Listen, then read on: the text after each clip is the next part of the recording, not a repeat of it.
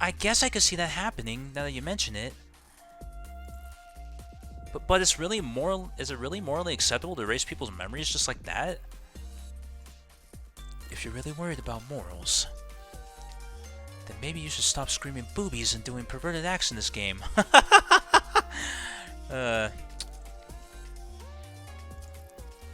Hey, that's not my fault. If anyone, blame the writers.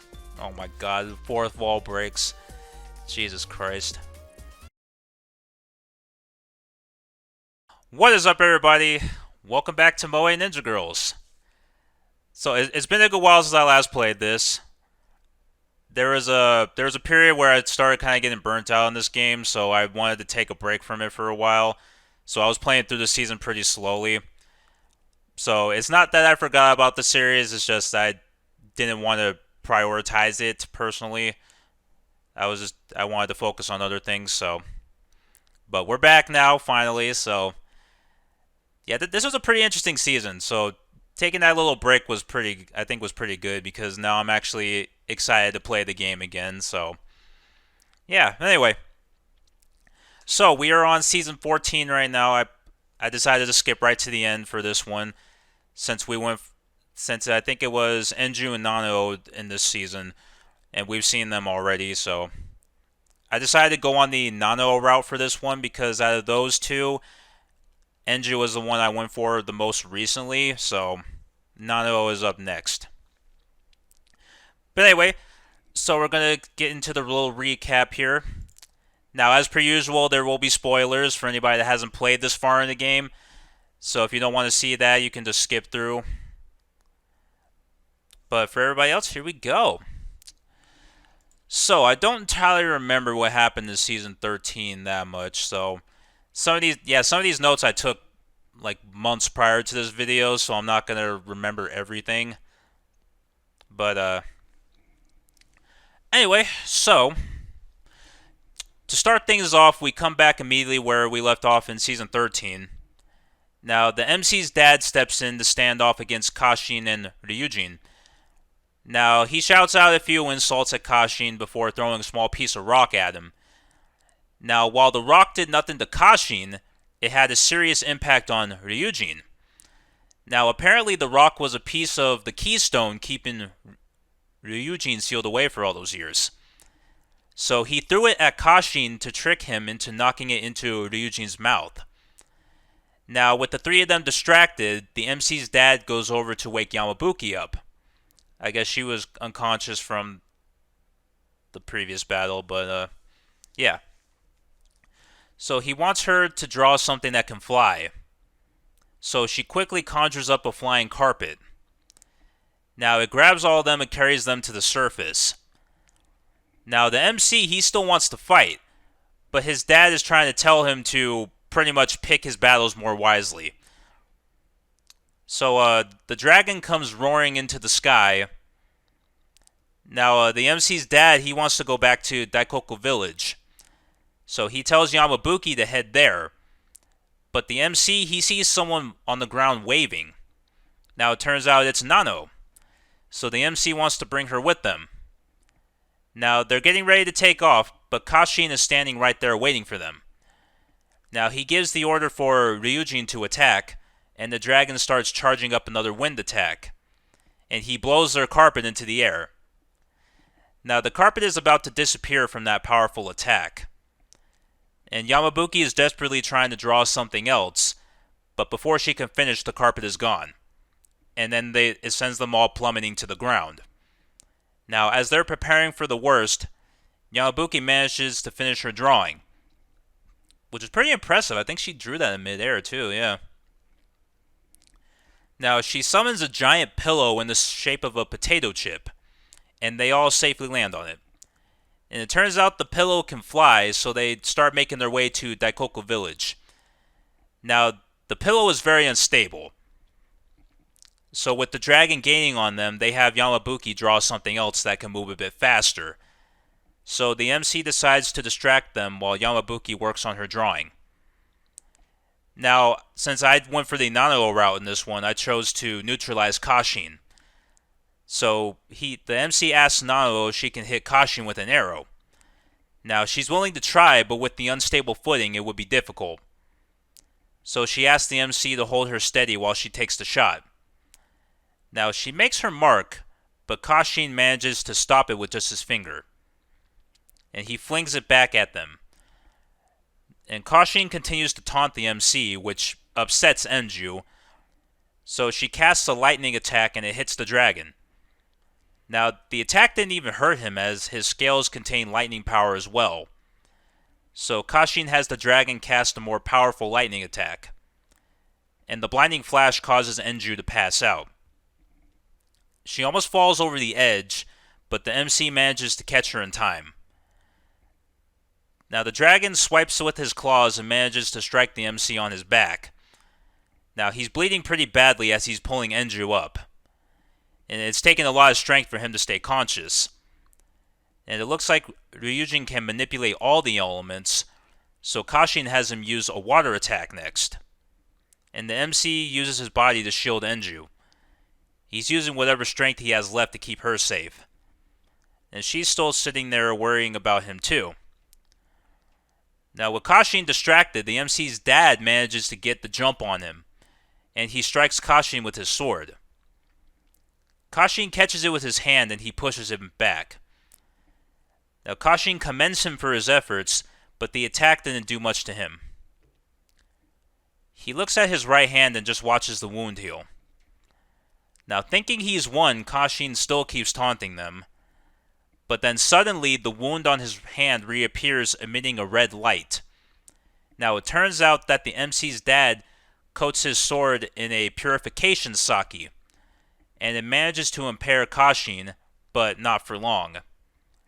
So he draws his sword with his left hand, preparing to fight, and the MC's dad gets into a fighting stance awaiting an attack. As Kashin gets ready to strike, his left hand is stopped by his right hand.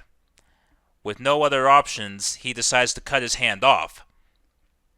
Now Sakurako is shocked that he's willing to do that. And she tries to stop him, but he knocks her back and she falls unconscious. At this point, Yamabuki finished her next drawing, and she throws it under the pillow as it disappears.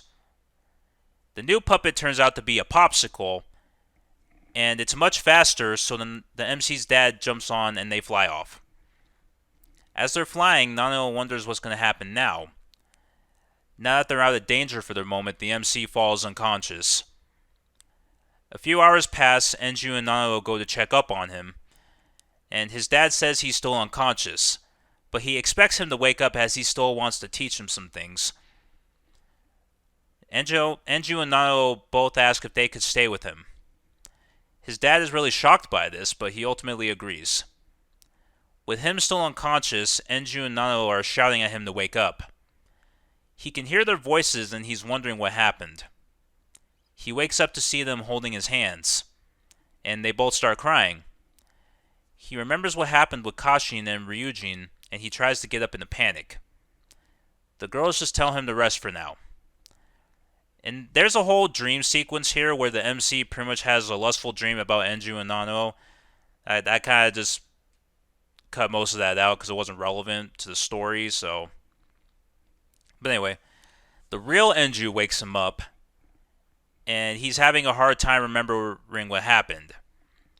Nanao comes in and asks him about his injuries, and when she says that, he suddenly remembers what happened.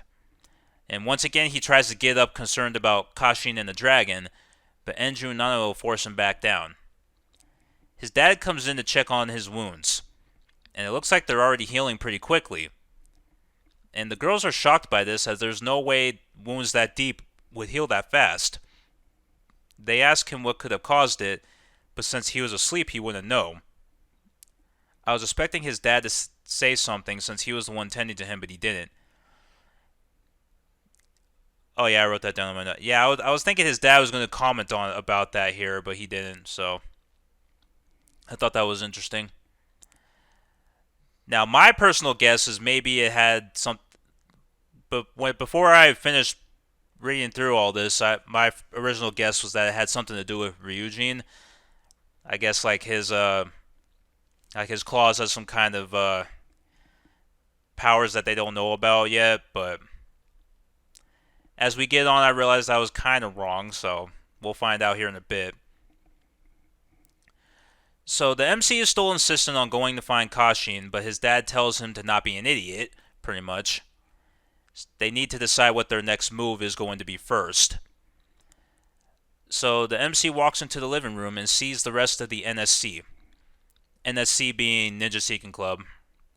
Yeah, I abbreviate it sometimes, just because I don't feel like saying the whole thing out loud every time, so yeah, NSC is Ninja Seeking Club. Now, it looks like they're all okay. With everyone together, they discuss strategies. The MC believes that Kashin is invincible, but Lily doesn't think so. Now, she tells the story of Siegfried, who bathed in the blood of a cursed dragon and became immortal too. Now, apparently one of his shoulders wasn't covered in the blood, and that became his weak point. He was eventually stabbed in that shoulder and killed. Now, she thinks maybe Kashin has a similar weakness. Now, Kikuko seems to know what his weakness is. She's hesitant to tell them at first since she's indebted to him, but she wants him stopped at all costs. So she says that if you pierce his heart, then he can be defeated. However, no ordinary blade will work. The Kamui is the only thing that can kill him, so the task ends up falling upon the MC. The only problem is they have to get rid of the dragon first. The MC's dad decides to cut the meeting short. Everyone gets ready to leave, but he keeps the MC back. Now there's a part here I cut out where his dad just played a prank on him. Again, it wasn't relevant, so I just cut it out of the notes here. So after the prank, he tells him why his wounds healed so quickly. Now, evidently they were healed by ninjutsu, so it's highly likely that it was one of his friends. Now, the MC is certain that there's no one in the club that can use a ninjutsu like that. So his dad asks about Nanoo, and he says that she's just a regular high school girl. She didn't even know ninjas existed until she met them. Kikuko comes into the room and overhears what they're talking about. Now, she's not surprised that she would probably keep her identity a secret.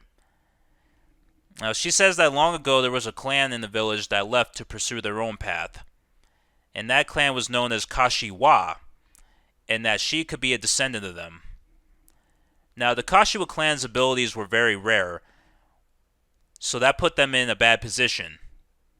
Now, they were offered a lot of money by two warring factions for their powers, and evidently they accepted the money, but that meant that they would be indebted to both those factions, which I guess goes against the ninja code, so they ended up leaving the village never to be heard from again.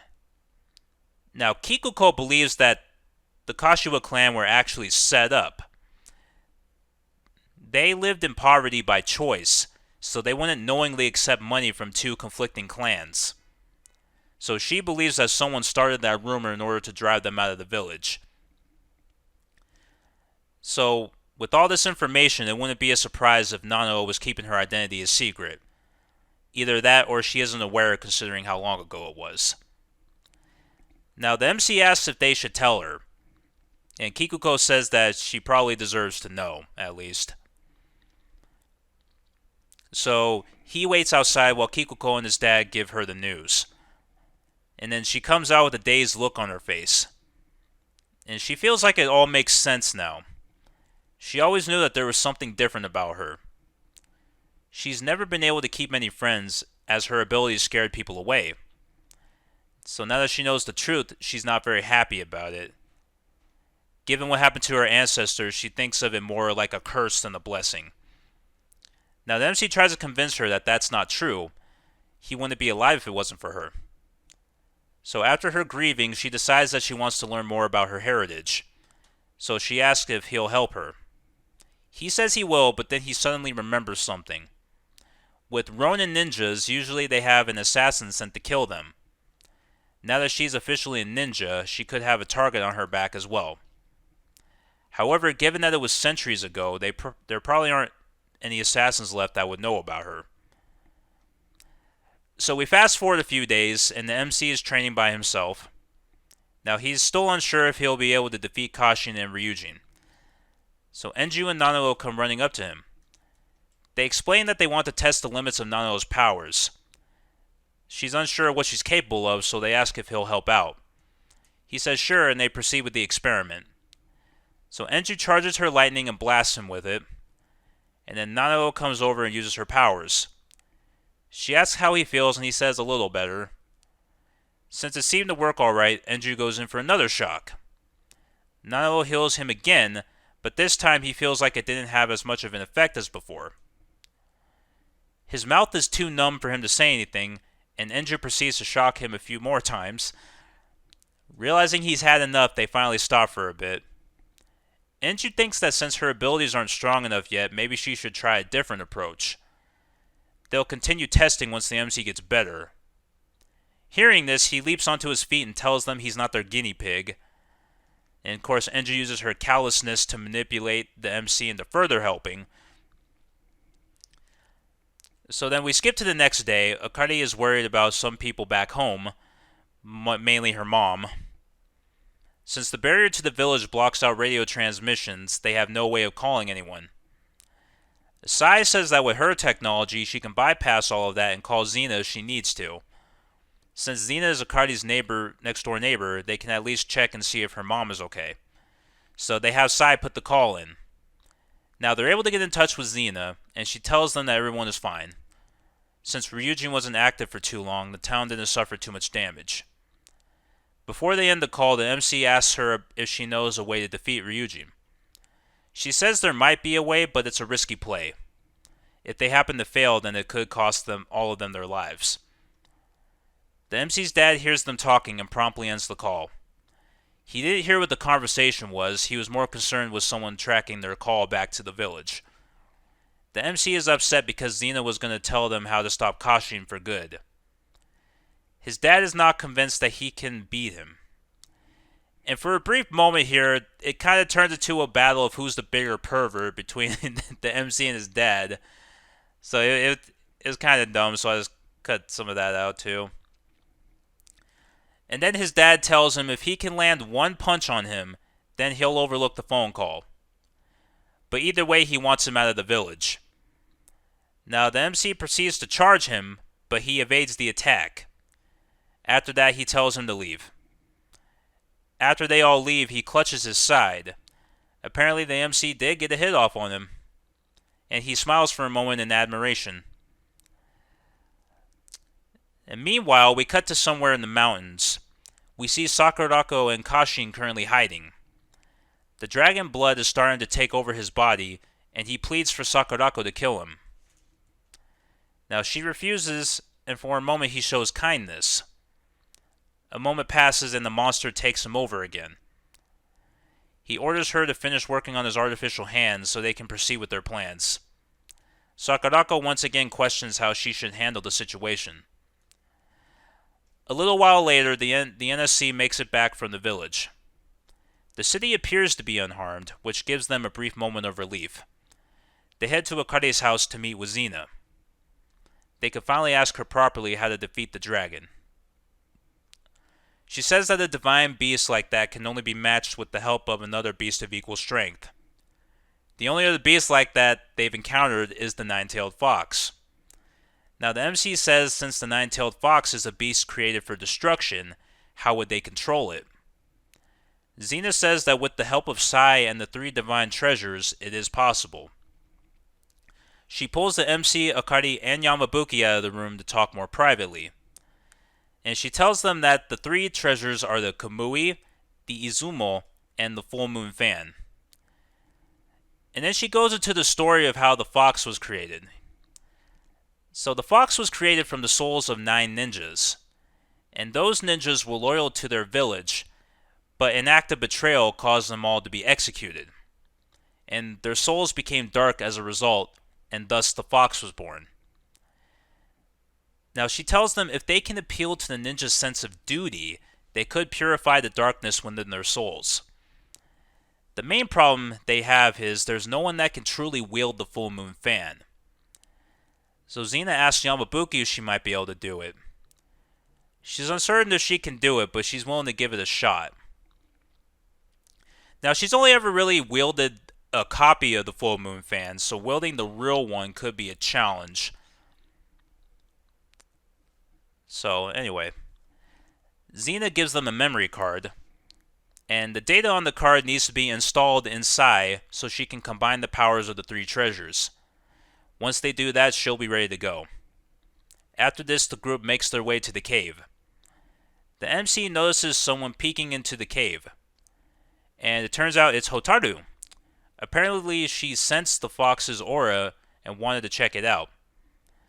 Now, the MC is impressed with her abilities, but they can't reveal who they truly are to her and why they're there.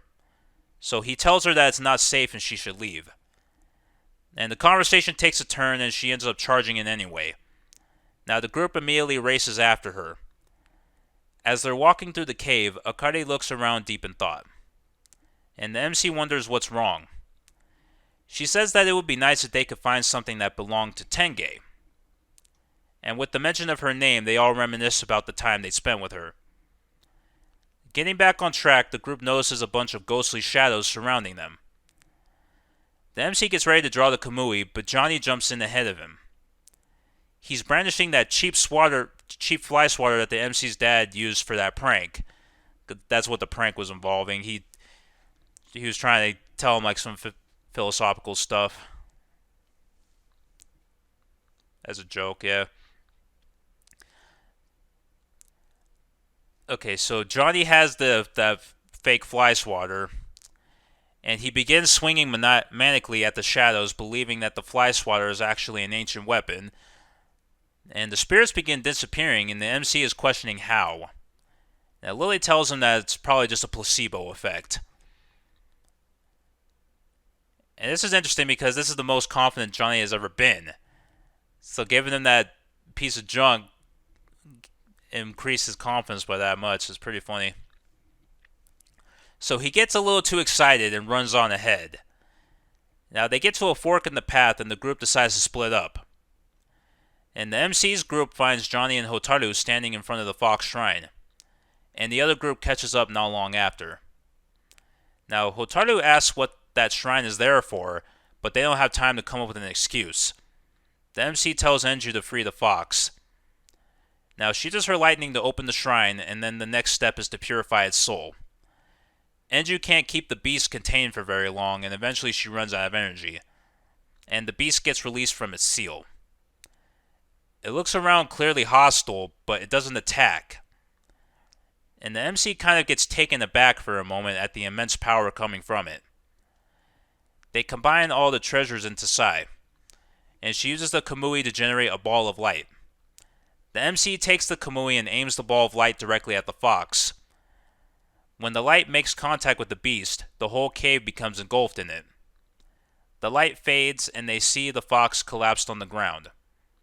Now they're unsure if it worked or not. When the beast wakes up, it notices the Kamui and becomes hostile again. The group does everything they can to stop the beast's rampage. They manage to immobilize it, and then Lily throws a kunai at its shadow, essentially paralyzing it. Now that gives them one more chance at purifying it again. So they combine their powers once again, and this time the ball of light is bigger than before. Now the MC swings at the fox again, and the light shines brighter too. After the light fades, the MC looks at the beast preparing for it to attack again. The beast just lays down as if admitting defeat. When they think they're safe, the beast releases a green smoke from its mouth, and it envelops the MC. Hotaru tells him not to breathe it in, but it's a little too late. The smoke already forced its way into his mouth and nose. Hotaru tells them that that's the fox's soul. Now the MC screams in pain for a few moments, but then he gets up like nothing happened. The group calls out to him, but he doesn't recognize his name. He proceeds to address himself as the nine-tailed fox. So the fox's soul is slowly taking over his body. Now he's fighting back as long as he can, but he's not sure how long he can hold out. He tells the others to run away, but they won't leave him like that. Hotaru tells them to give him some encouragement. The more positive the emotion, the better his chances are. Nanalo gets the idea to show him something, so she pulls out a notebook. Apparently it's a harem novel that he was writing. His dad gave it to her. and then she starts reading some passages out loud. And the embarrassment causes the spirit to take over his body completely. Now that he's fully possessed, Hotaru steps in. She pulls an amulet out of her pocket, and she throws it at him, and it sticks to his forehead. She recites an incantation, and the spirit slowly begins to leave his body. However, the spirit is too powerful for her to handle, and she nearly passes out. Kikuko manages to show up in time and tells Nanao that she can absorb the spirit with her powers. The way that her powers work is that she gives a portion of her life force to heal someone. However, as an inverse reaction, she can also take away someone's life force. Now, she doesn't have much time to think about it as Hotaru's ritual is wearing off. So she steps up to the MC and begins to drain his life force. After a moment, she wants to stop, but Kikuko tells her to keep going until he is unconscious. But she's worried that he might be dead before then.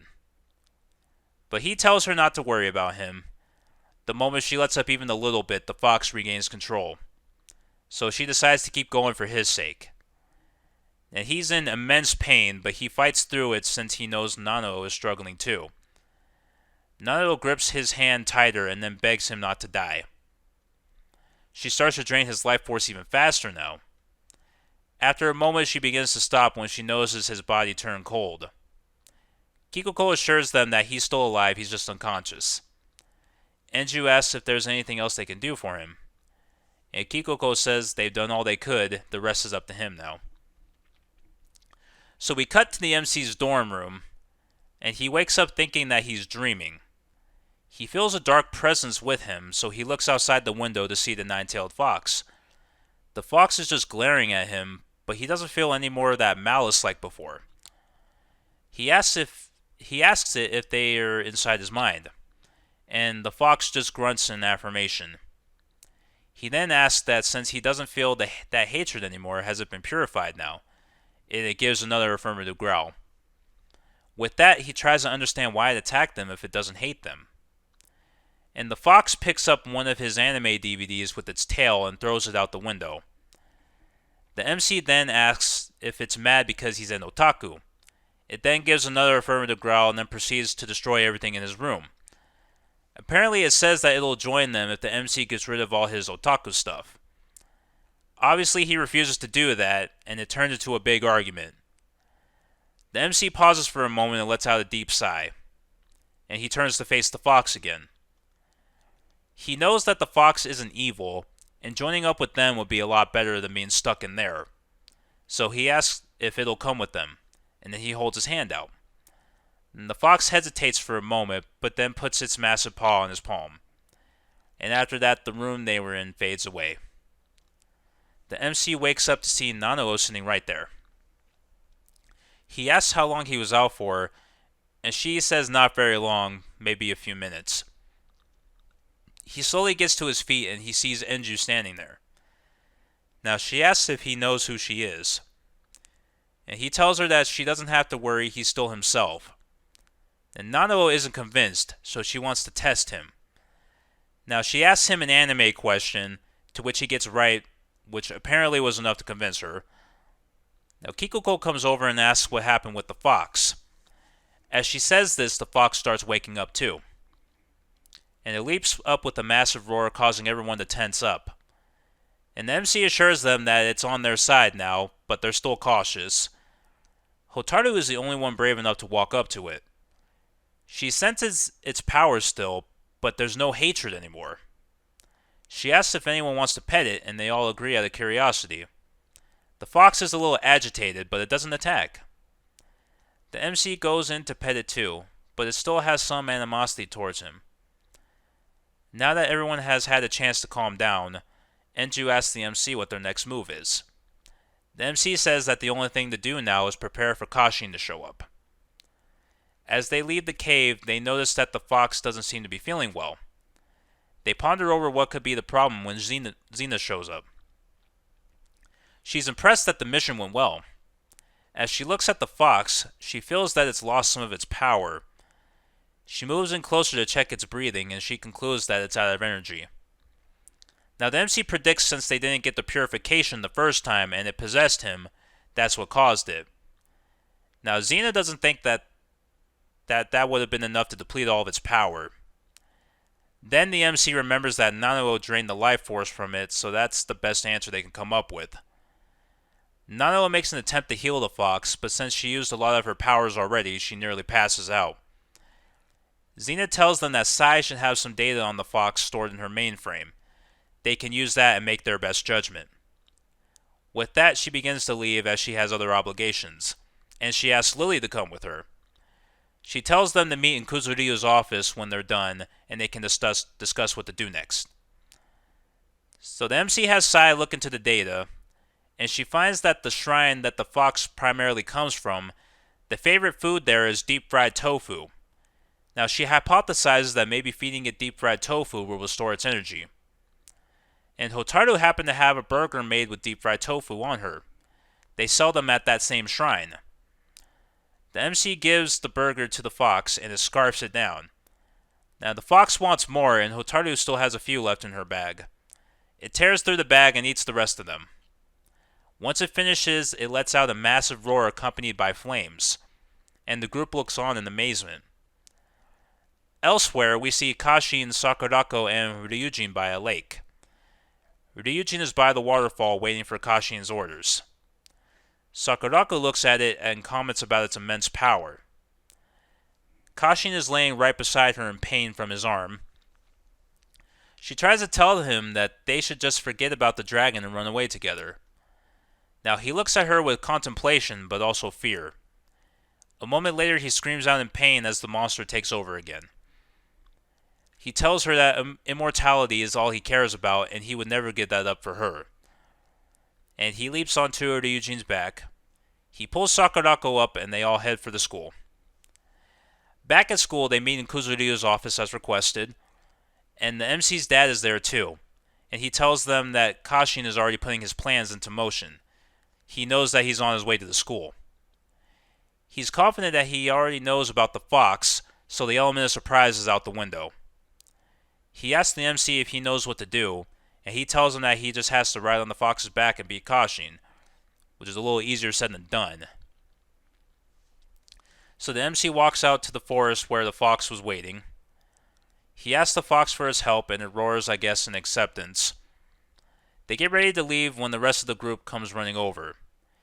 Kikuko is with them too, and she tells him that Kashin will be prepared, so defeating him won't be easy. And then she begs him to save her sister. He assures them that he's going to win, and then Kashin and the dragon show up.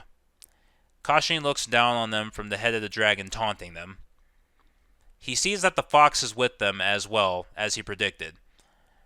Now that the enemies are on the school grounds, Kikuko gives an order to Lily. Lily creates a barrier around the school using her ninjutsu. She had help from Xena and the others to help make her powers stronger. So now they can fight without doing damage to the outside world. Doing damage to the city. And with that, the MC hops on the fox's back and they fly up to Kashin and the dragon. And thus the final battle commences. Now I cut a lot of this part out because detailing every single little thing would just be a pain. There's just no point because there's too much stuff to go over. Because you guys pretty much get the idea. So, in the thick of it, Kashin realizes that Ryujin can't unleash his full powers with the shadow barrier up. So he gives the order for Sakurako to take it down. Now she leaps off the dragon to the field below. And as she's falling, she opens a sack on her back containing various swords. And the swords rain upon the others. She lands on the ground and picks up one of the swords. She advances towards Akari since she's the closest one. Akari manages to evade the attack, but the next one Sakurako manages to seal away her powers. Andrew and Rika come to help. Sakurako tosses the sword she's holding and picks up two more from the ground. They manage to trap her in an ice cage for a few moments, but she swings both swords dispelling their attacks. After she finishes with them, she grabs another sword and moves towards Lily this time. Lily does everything she can to stop her, but she starts getting weaker with each attack.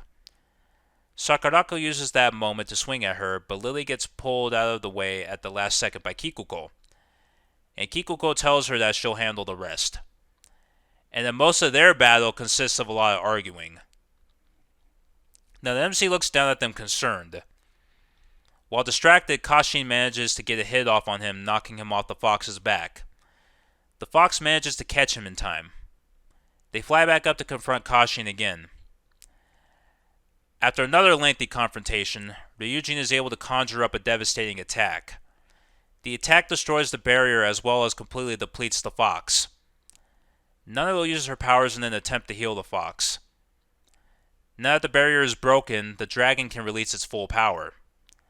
Kashin starts to drain the dragon veins from underneath the town to fuel the dragon's power, and all the dragon's wounds begin to heal. Kashin's appearance slowly starts to change as well. With the barrier broken, they not only have to protect the school, but the whole city as well.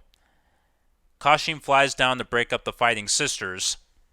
Sakurako goes to lead with him, but Kikuko still isn't giving up. Sakurako gives a command to blow up the remaining swords on the field. Kikuko gets caught in the blast, but she manages to come out unharmed. She makes another attempt to reason with her sister, but she still leaves with him. Before they fly away, Kashin commands Ryujin to do a powerful wind attack.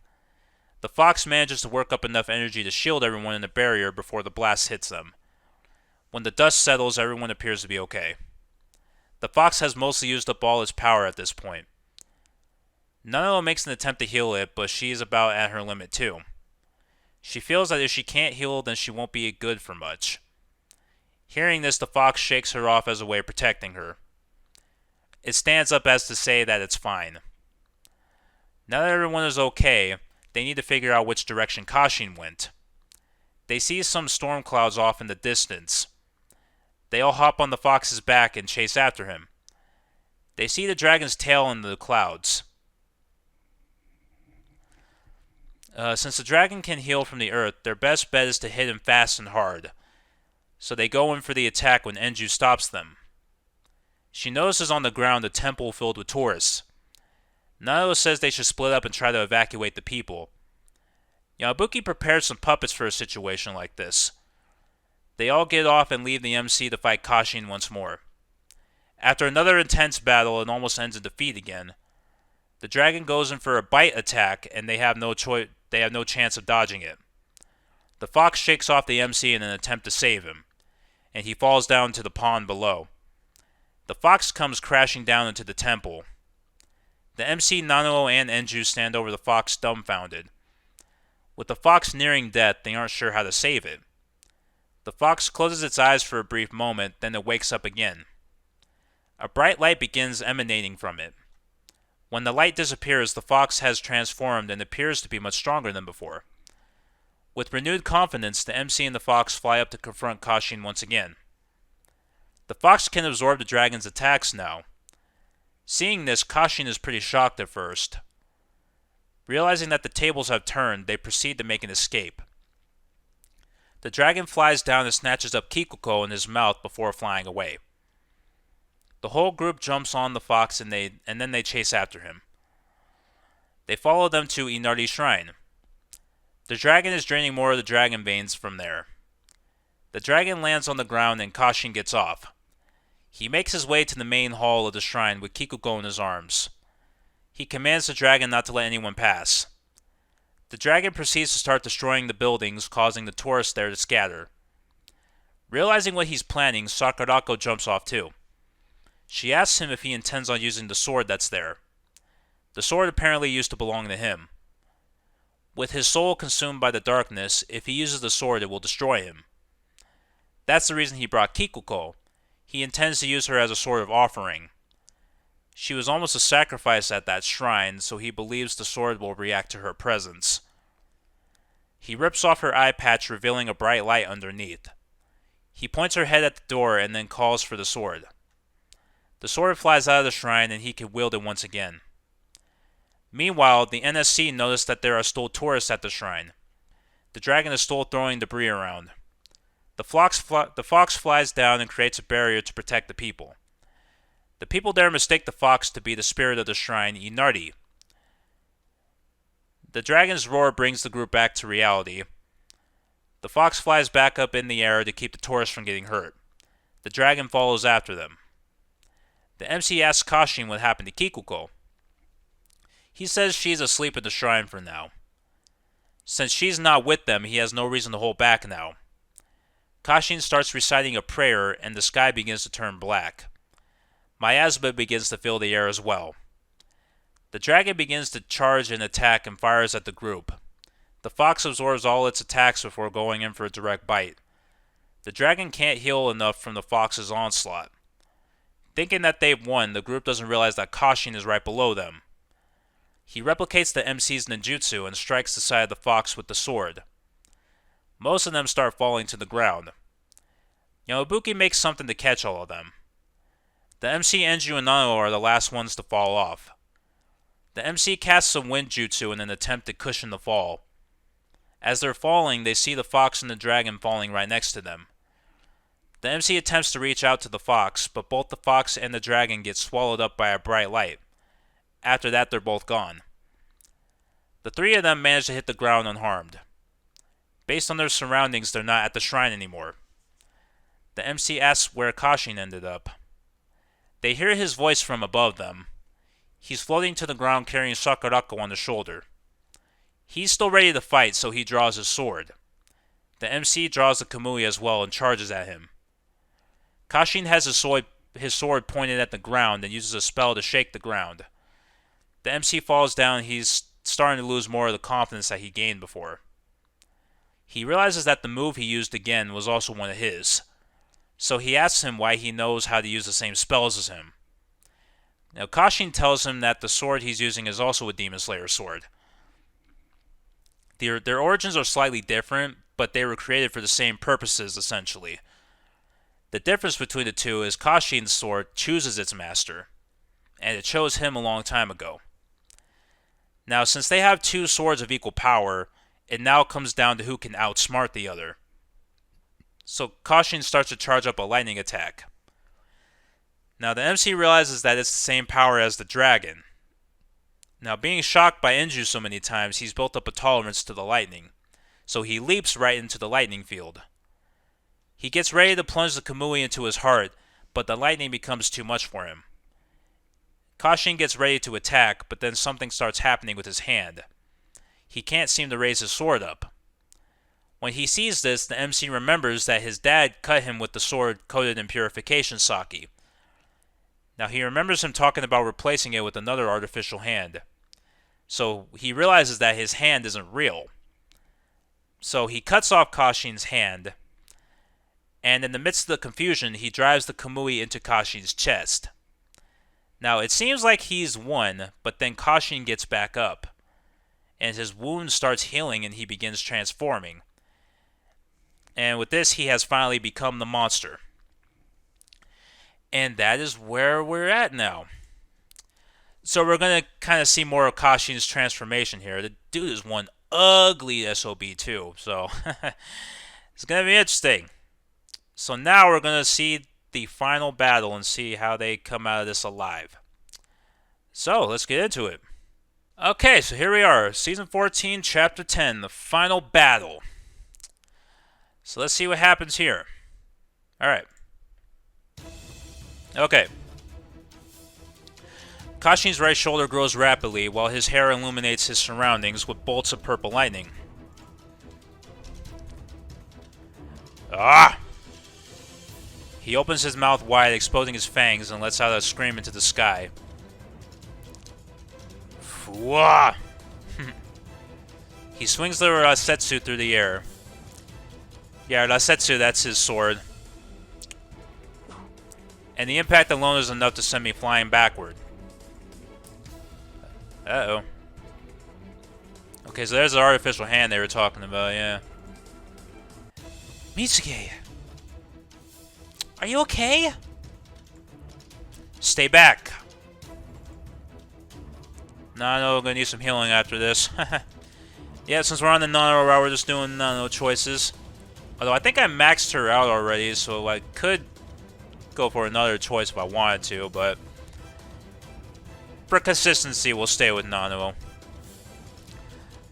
Nano, I'm gonna need some healing after this. Of course, but you're already a mess right now. It's just a few scratches. I'll be fine, so leave this to me. Besides, I'm more worried about you getting hurt than anything. Mitsuge, I believe in you. I need to calm down. I've been training for this moment. Take that! Ah. I somehow managed to block Kashin's relentless attack with the Kamui. Kashin roars with laughter. I'm just barely able to fend off his attacks as I retreat, but before I know it, I'm backed into a wall. Damn it, his heart was supposed to be his only weakness. Is Kashin really invincible? Is there nothing I can do?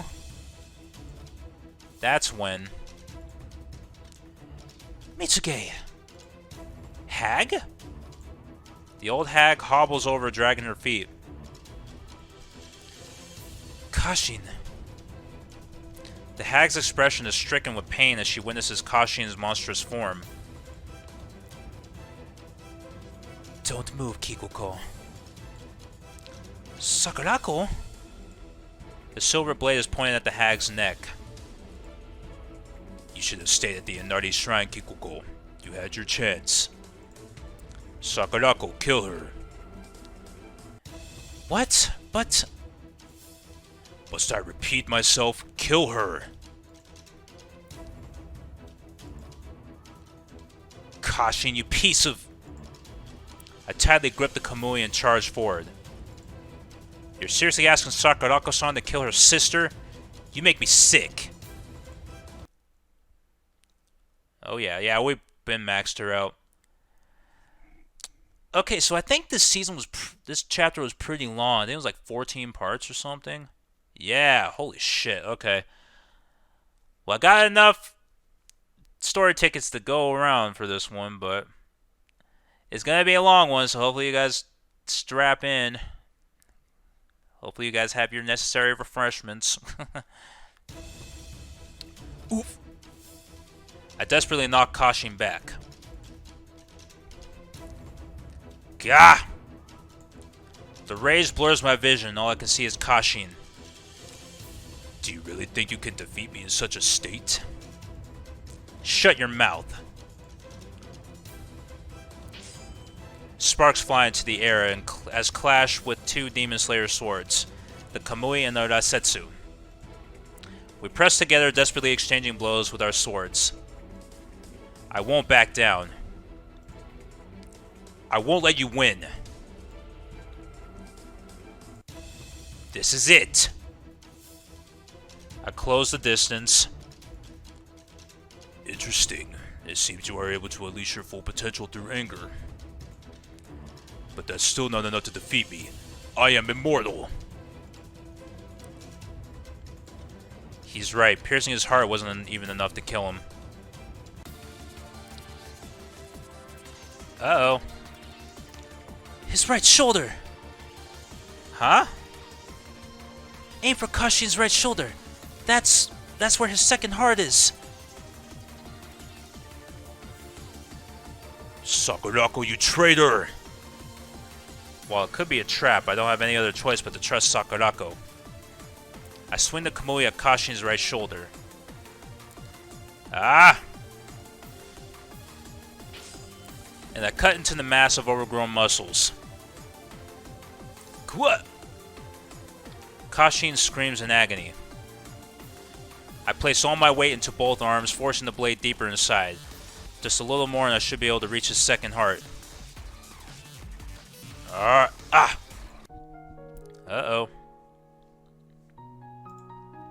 Kashin suddenly falls silent.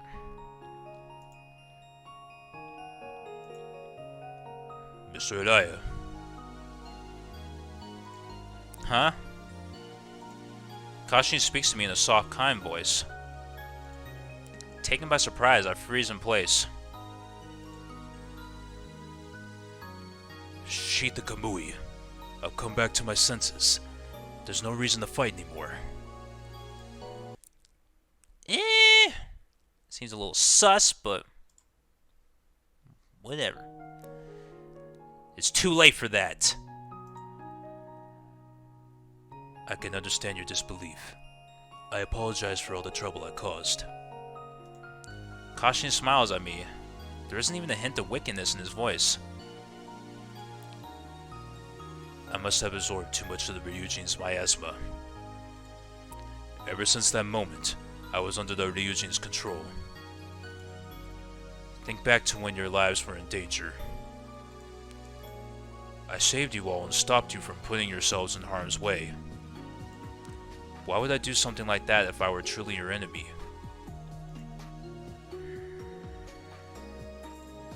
I'm hit with flashbacks of Kashin saving us during our ghost hunt.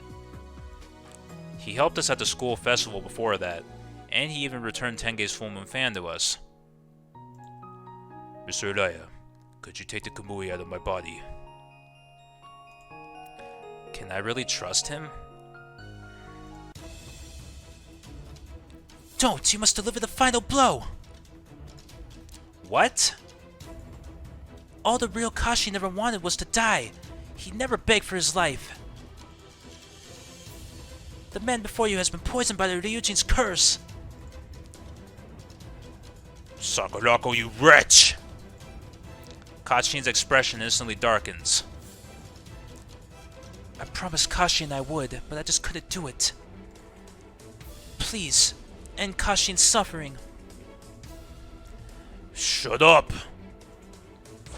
Kashin waves his right hand, conjuring a violent storm. Sakurako's body is swept into the air and sent flying into the wall right behind her. Kashin! Get off me! I tightly grip the Kamui, driving it into his right shoulder bit by bit. But then... What the? Kashin grabs the Kamui with his right hand. His grip is unbelievably strong. He might even bend the Kamui. It might break at any moment now. Blood of the Ryuji, give me strength! Kashin slowly bends the Kamui's blade back towards me. Damn it, no, I was so close! Just then.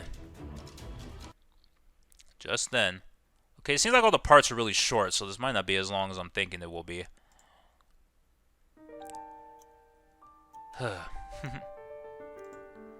Huh? Kashin's grip weakens unexpectedly. He smiles in a slightly troubled manner before looking over at Sakurako scrunched up by the wall. Sakurako, I'm terribly sorry for causing you so much pain. Kashin? Mr. Uraya, I'm sorry, and thank you. Kashin takes a good grip of the Kamui and then draws it deeper into his shoulder. Oh shit. As the Kamui pierces through Kashin's second heart, a radiant golden light begins to spray out from the wound. I can feel his heartbeat through the sword. And just like that, Kashin crumples to the ground, leaving the Kamui in my hand. Kashin! Sakurako races over to catch Kashin from behind.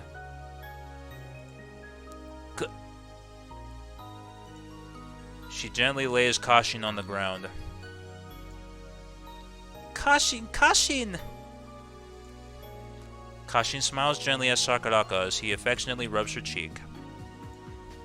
Sakurako. Kashin!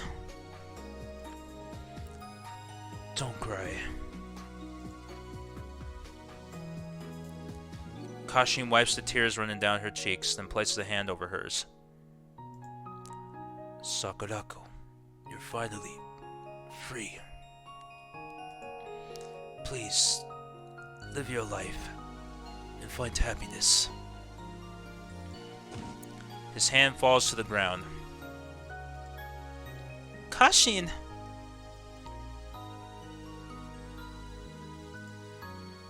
Kashin, no! Kashin closes his eyes with a peaceful smile. Sakurako looks so small from behind, even with her already small frame. Mitsuge. Hey. It's over now. Sakurako-san. Where's Nine-Tailed Fox?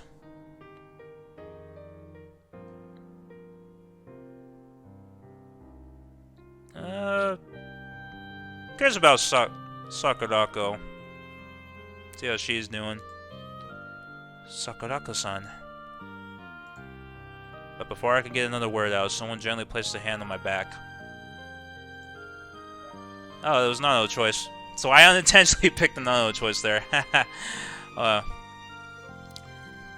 Michige, don't. Nano. I feel like we should leave the two of them alone. Yeah, you're right. Oh. Wow, we almost have her maxed out. That's crazy.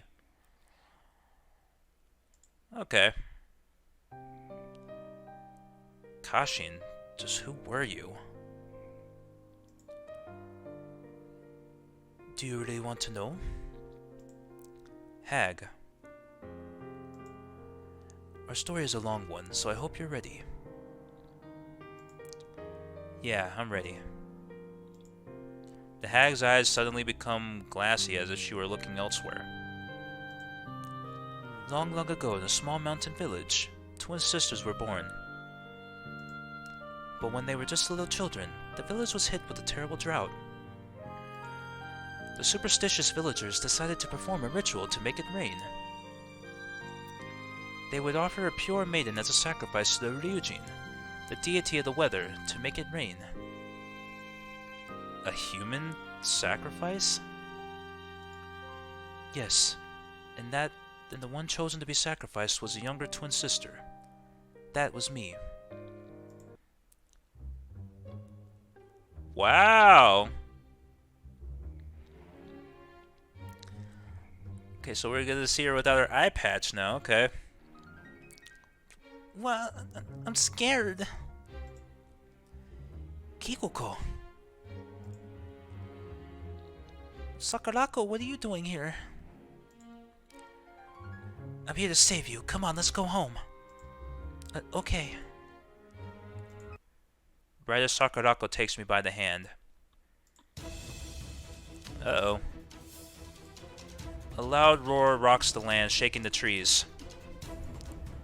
Ah! What's that? Suddenly, a gigantic creature descends from above. Uh-oh. The Ryujin.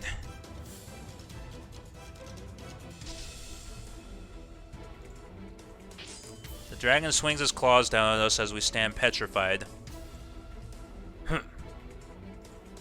That's when Kashin appears with his long katana. He gallantly fights back the Ryujin just like a superhero. The Ryujin writhes in pain as blood gushes out of its arm. Run! Kashin says to us before pointing his sword at the dragon once more.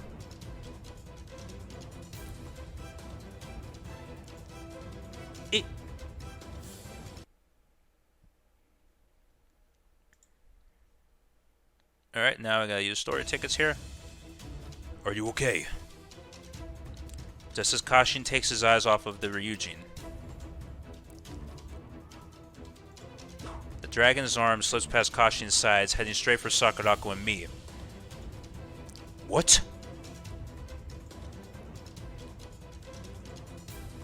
Ah! This way! Kashin promptly picks us up and starts running. But the dragon's claws tear into his back before we escape. Uh-oh.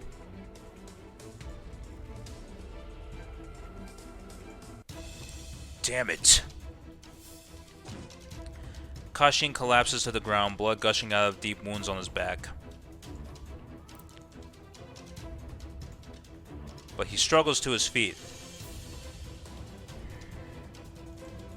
The Ryujin freezes, taken aback by the scent of Kashin's blood left on his claws.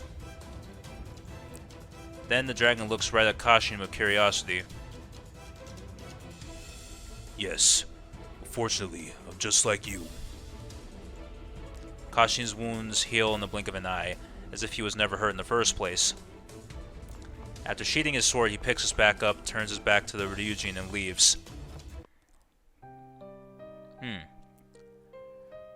What happened after that? Sakurako and I were on the verge of death then, but from what Kashin told me...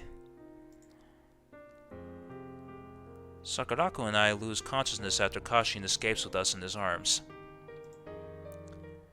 Don't die on me now! Sakurako and I are lying on the ground, just barely breathing. I even have a gash on my face from the Ryujin's claws. Please, open your eyes! What's this light? The cut on my face shines with a radiant light as it slowly starts to heal. I see. You must have gotten some of the Ryujin's blood on you. Sakurako, on the other hand, is still barely breathing since she did not get any of the Ryujin's blood on her.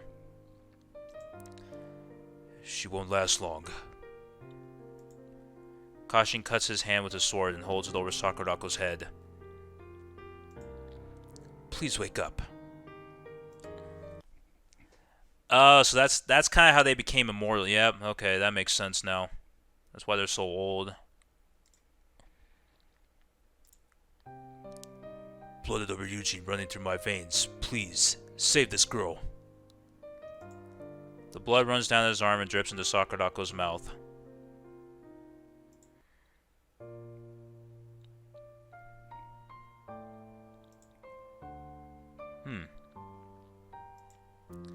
Are you awake? Who are you? I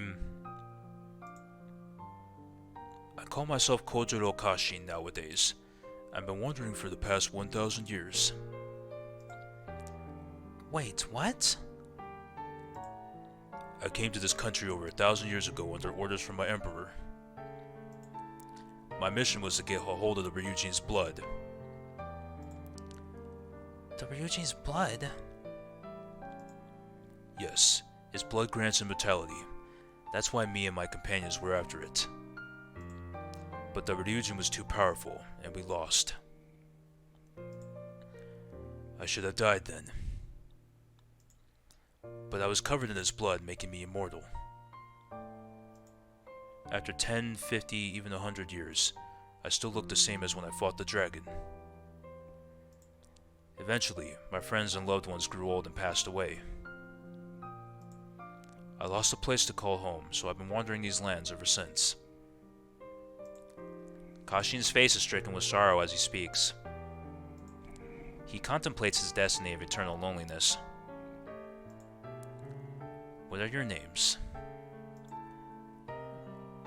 Kikuko. Sakurako.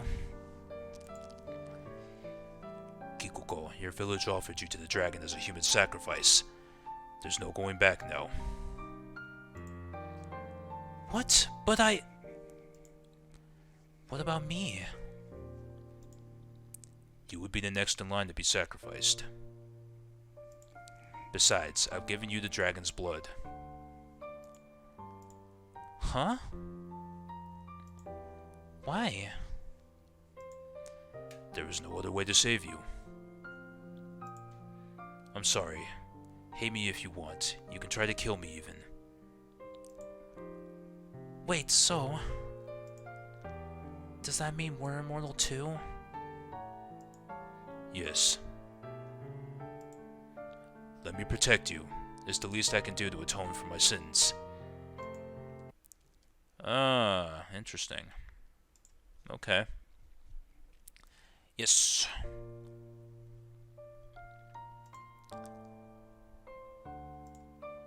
Sakurako and I hesitate, but we shake hands with Kashin. This was but the start of a tragedy awaiting the three of us. Perhaps it was our punishment for defying the Ryujin. It all happens 100 years after our first meeting. One day, Kashin suddenly experiences excruciating pains. Oh, so they're a lot older than like 80 something what they originally. I think they mentioned that in the RPG if I remember correctly. They were like in their 80s, yeah. That doesn't make any sense. Alright.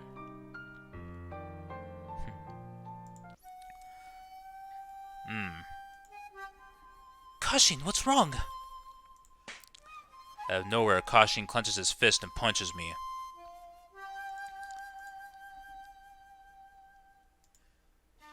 Kikoko. Stay back. Kashin clasps his hands around his head and falls to his knees.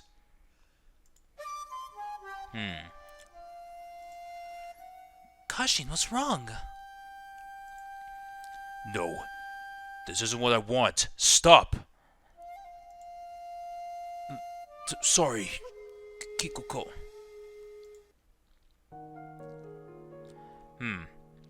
Over time, Kashin, who was once soaked in the Ryujin's blood, slowly loses control over his body.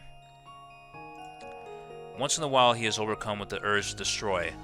The more tainted his soul becomes, the more violent he gets. I cannot bear to watch him like this. If only I was never offered to the Ryujin. Not even that, if I had just let myself be sacrificed, then... It's as if I were being forced to face my sins. Sins I can never atone for. That's why I had to run away, leaving Sakurako by Kashin's side. Kashin is left with two choices. Live as a monster or die as a human. I'd rather die than live as a monster that craves only destruction. Kashin rejects the Ryujin's blood and chooses to die. Kashin... Sakurako, you must go. Leave me. Don't you dare say such a thing! I'll always be by your side. I'm going to find a way to cure you. Sakurako. That wish never came true. Not even after the Ryujin gets sealed away. Not even after countless years after ninjas fade into obscurity. Decades go by. It's all going to be okay. I'll find a cure no matter what. There's no need for that. What? All I need is the power to free the Ryujin from his chains. I don't care how you do it. Find a way to break the Ryujin's seal.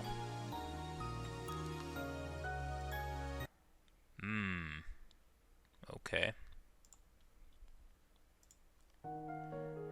Then I shall use his powers to show this land how it truly feels to be afraid.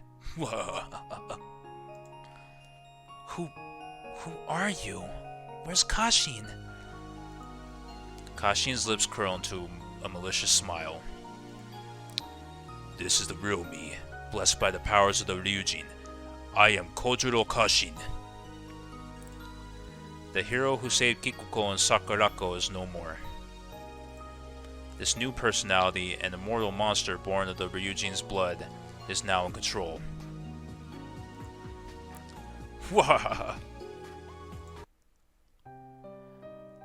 So there's a point where Sakurako escaped and hid out in... That's where she was living as her hermit. So so that they might touch on how she got away from him in that case. The real Kashin continues to fight off this new personality. And sometimes he regains control, if only for a little while. That's when he tells Sakurako how he really feels. Sakurako, I have a request. Yes, what is it? If you ever meet the Kamui's master, the one who can free the Ryujin, I want you to ask him to kill me. Oh.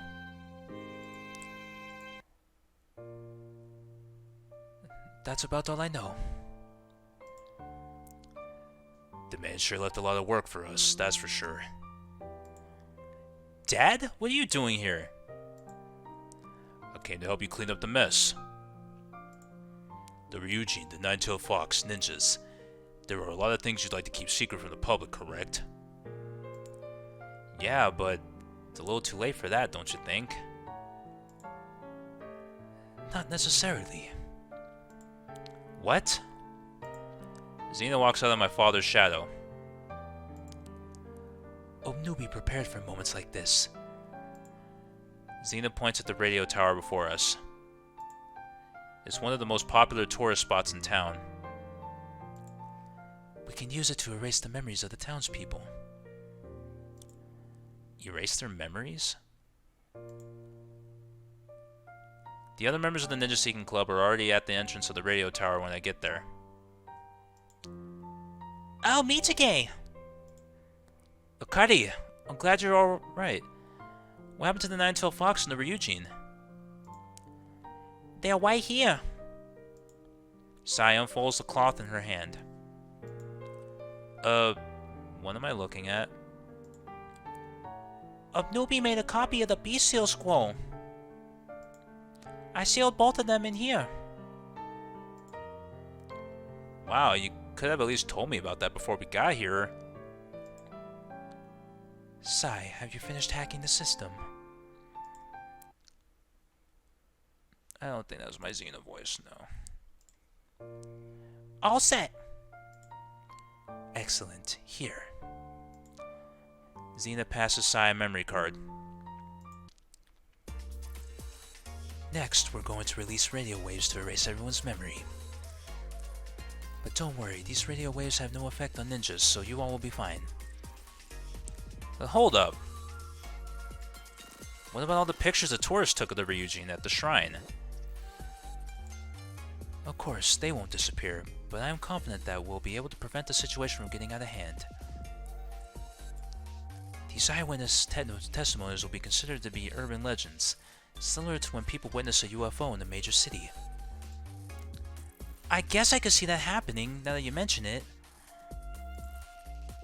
But it's really is it really morally acceptable to erase people's memories just like that?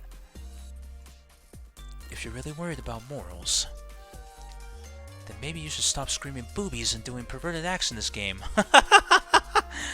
Hey, that's not my fault. If anyone, blame the writers. Oh my god, the fourth wall breaks. Jesus Christ. Mitsuge, what are you two talking about? Anyway, erasing their memories is an act of mercy compared to what we could have done. Wow, way to be morbid. So, will this have any side effects or after effects on them? I need you to trust my research. Everything will be fine, I promise. Okay. Any objections? No? Okay, Sai, send the radio waves. Okie dokie. Sai swallows the memory card and closes her eyes. Connection complete. Transferring data. Data transfer complete. Sending radio waves.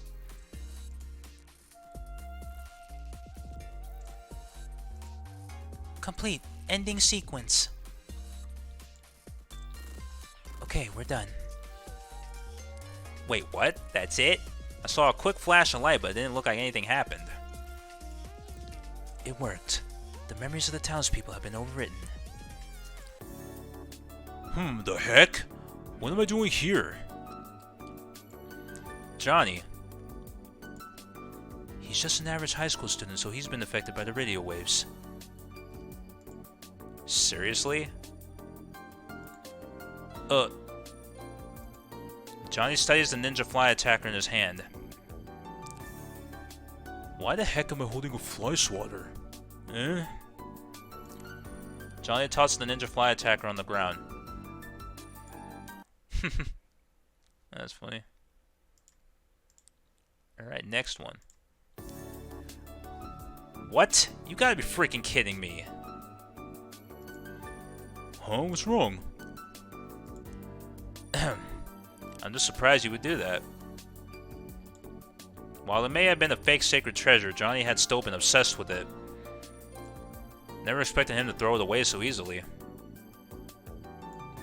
Looks like his memories really were erased. Well, looks like that's that. Let's go see how Kikuko-san and the others are doing. Okay. A day has passed.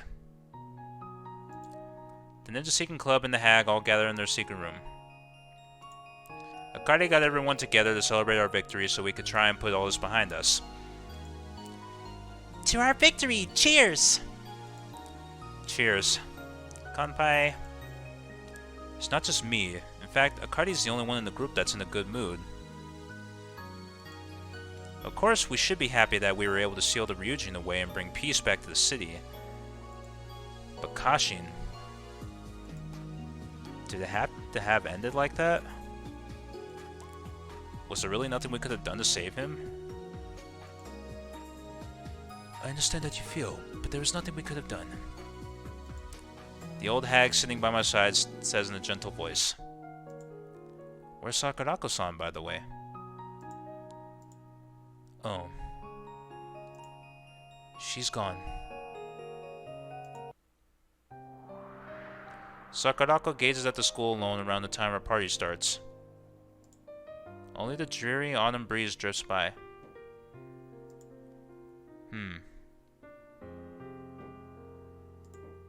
Sakurako starts to walk. And just like that, she leaves the school behind, never looking back. Really? They're gonna send her out like that? Come on, now. They didn't even have her and her sister make up at all? That's... I don't know. So, the Nine-Tailed Fox and the Ryujin were sealed away together, weren't they? Yeah... I wonder if we'll ever see them again. It was only for a short time, but the fox was our friend. Farewell, partner. I'm gonna miss that fluffy back of yours. Haha, haha. What's so funny? You're sick. Am I? Anyway, I hope you like surprises. Yamabuki pulls a sheet of paper out of her pocket. Arise, my puppet. Oh god, it's gonna be the grand hentai. The paper is engulfed in light. Challenge a checkpoint. Alright, the last premium story of the season. Oh yeah. Yeah, when I was playing through the season, I had to use 90. I was using 90 because I didn't want to waste my jewels. So I ended up having to sell a lot of crap. So, I should have plenty of space for this. Alright, move on. Cool. Nice. And the small fox with 9 tails appears before us. Oh!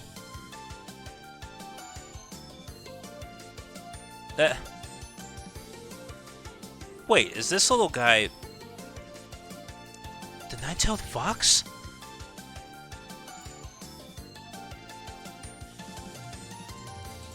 The tiny nine-tailed fox sleeps into Enju's arms. Aw. Aw. Isn't that nice?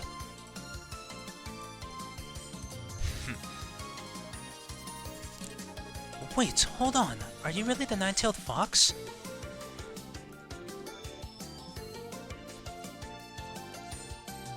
It's a miracle. I never thought we'd be reunited again so soon. Nine-Tailed Fox.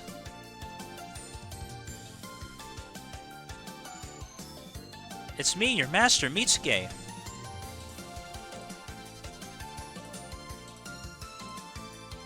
I extend the hand. But the tiny fox smacks my hand away with its tails. Ouch! Tch.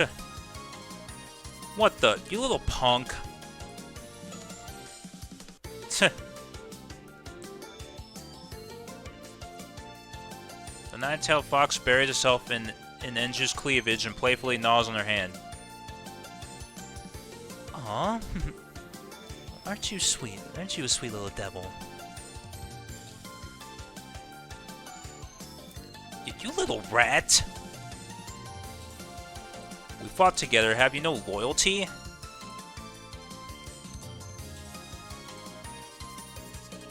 Seh.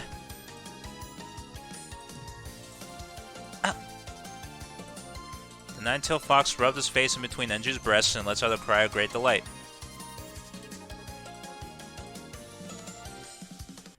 Quit it, you're tickling me. You dirty little... I'm so jealous. Wonder how does it feel? Come on, nine-tailed fox, how does it feel? The curiosity is killing me. Hey, alright.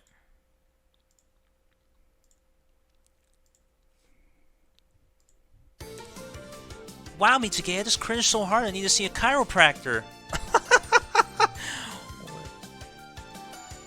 Shut up. This little guy won't be able to hurt anybody, will he? It'll be fine. It's impossible to copy the nine-tailed fox's abilities. All I did was transfer his soul to the puppet, so like, it's basically a pet now. So it can't fight anymore, huh? But who's gonna be the one to take care of it?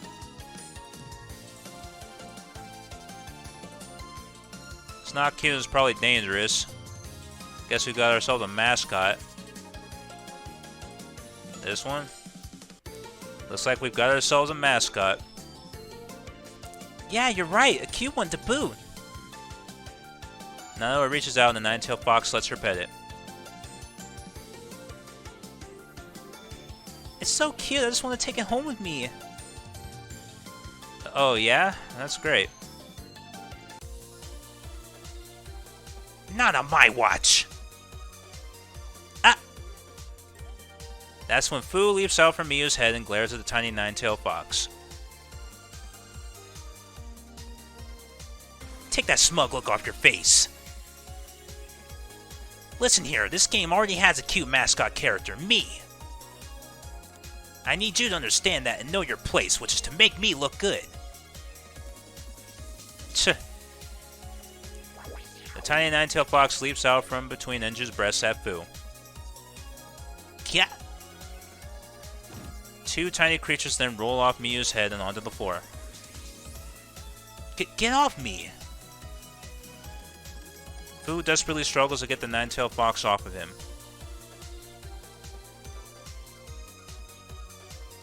But Fu's struggles are in vain and he gives up. Fu-senpai. Everyone else smiles as they watch Fu and the nine-tailed fox fight. Everyone's finally smiling again. That's when I notice. Where's Johnny? While they're celebrating their victory, Johnny sits on the train alone.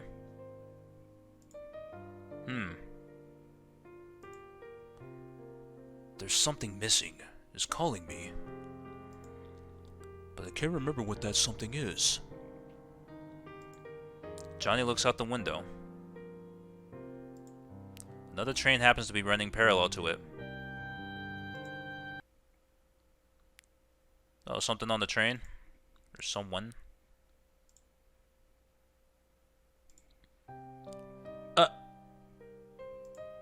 That's when Johnny finds what he was looking for. Once the train makes its next stop, Johnny leaps out the door and chases after someone. A woman up ahead disappears into the crowded city. Wait!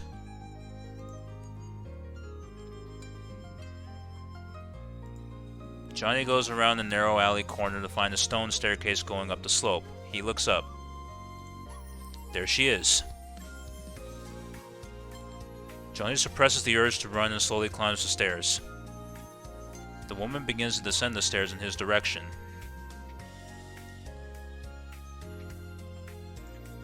Johnny says nothing as they cross paths. But at the very next moment, he turns around, as does she. I finally found you. Excuse me? What's your name? Huh? Me? Not you. Shaking his head in disgust, he points at something in her hand. Isn't it obvious? It's a... Wait, don't say it. Johnny silences the middle-aged woman, then touches the thing. Excuse me. Very well. Johnny closes his eyes with a solemn expression as he mutters. My ninja senpai brethren. Then, out of nowhere, Ma'am, I vow to rebuild the ninja empire. Johnny's expression is bright, as a reflection of a fly swatter shines in his eyes. Damn fly swatter. Jesus Christ. Wow. Alrighty. Welcome to the next episode of Preview Corner with me, Enju. And me, Nano! Wait a second, what kind of ending was that? Let's just pretend it never happened. Well, it looks like this brings Season 14 to an end. I'm not really in the mood to celebrate after what happened to Kashin, though. Yeah. But the real Kashin wanted to be freed from his immortality and the evil in his heart. I'd like to think that Mitsuge actually saved him. Yeah. So, let's talk about the epilogues. As always, there are 3 of them. This time we have your ending, my ending, and the harem ending. I hope you enjoy whichever epilogue you end up getting. Me too!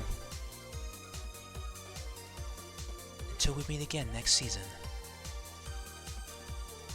Thank you for playing with us. Alright. Alright. So, we got the Nanao ending. Didn't have to use any jewels for that. So, cool. Nope, we're not going in there. Alright. Before we wrap up, they got a new gacha. Thought it'd be fun to just play real quick. Yeah, so instead of giving out story tickets, they give out gacha tickets now. I thought that was interesting.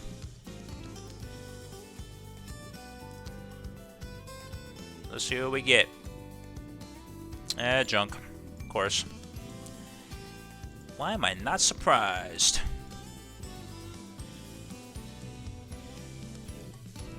Alright guys, that's going to be it for this video. Hopefully you guys enjoyed it. It's good to be back in the game. Hopefully you guys have been keeping up. Maybe now I'll give you guys a little bit of time to catch back up as well. Alright, so next video we'll be going for the Nanao ending for Season 14. See what that's like. I guess go from there. Yeah, so it feels good to be back playing this again. I'll be honest, I kind of miss playing it a little bit, so... From here, I think I'll be playing it a little bit more regularly again, so... Should be good.